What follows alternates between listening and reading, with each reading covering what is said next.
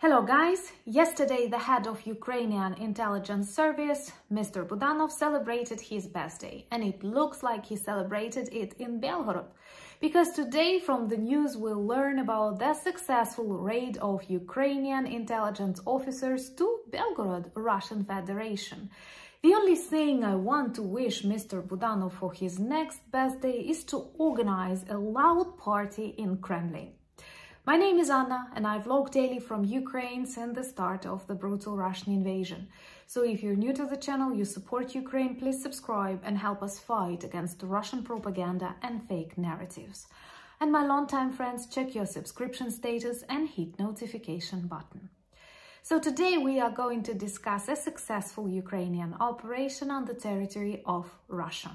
Something that seemed totally impossible at the start of invasion. But you know the phrase that I often like to repeat in my videos, war always returns home, and its home is Russian Federation.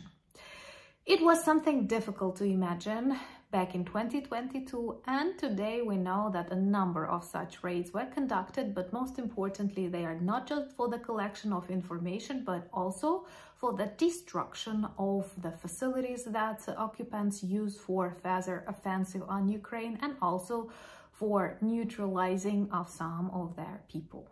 This is war.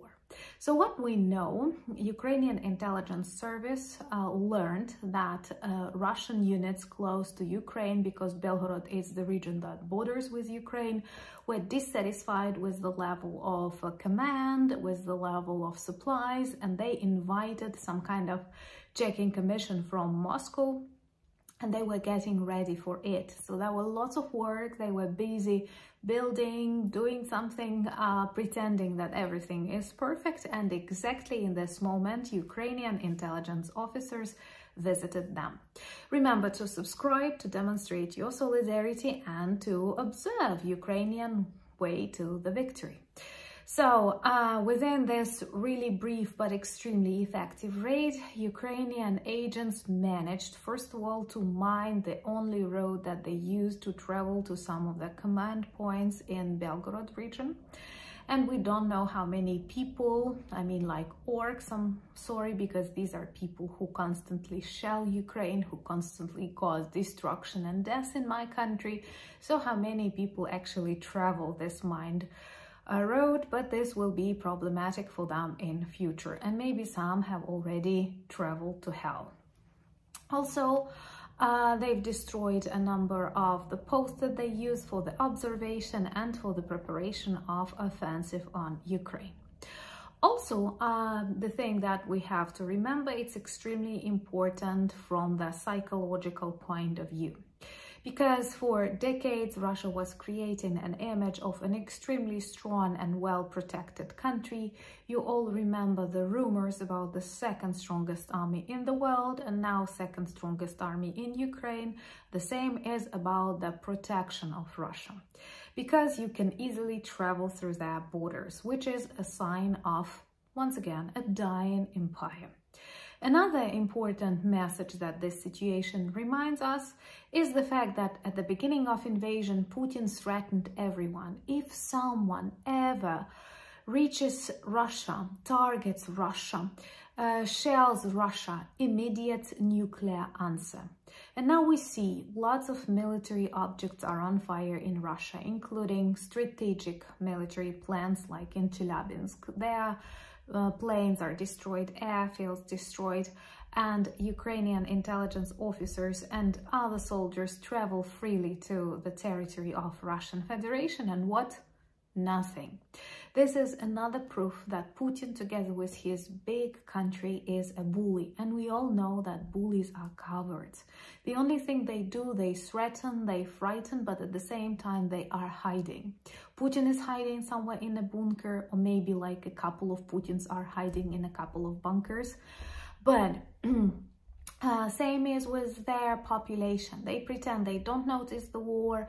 They pretend they don't notice people killed on this war from the Russian side. They do not protest because they are afraid. Not always because they like it, but because they are very much afraid. But it is also a huge problem, and an answer to it is to demonstrate them power, because the only thing that bullies are afraid is power, and that's the only thing they respect. So unfortunately, by demonstrating understanding, tolerance, or concerns, you cannot win such bullies as Putin. And raids like Ukrainian intelligence officers organized recently are very persuasive. And I hope we will hear more, and hopefully, yes, one day we will see Budanov's birthday party in Kremlin, though it's too decorated. I don't know if you've noticed but Russian politicians, which are also Russian oligarchs, because oligarchy is inseparable from Russian politics, they extremely like this opulent style, full of gold, full of expensive things that are very in contrast with the realities of huge territories of Russia. And also, we have some updates from the explosions in Crimea, which took place yesterday. And not only the command post was destroyed, but also some of the air defense systems and some of the fields that were used for drones, which is important because Crimea is now used by Russians as a military base. This is a problem because it's easier for them to attack front lines from this position, and also because they are spoiling everything in Crimea, including its beautiful nature. So the sooner it returns to Ukraine, the better. Remember to subscribe if you're new to the channel, and also subscribe to my Instagram, Threads and Twitter, and join our Discord community. Check our new items in the merch shop. The link is in the description of this video. And thank you so much for buying me coffees, becoming my patrons, and inspiring more. And most importantly, thank you for standing with Ukraine. Slava Ukraini!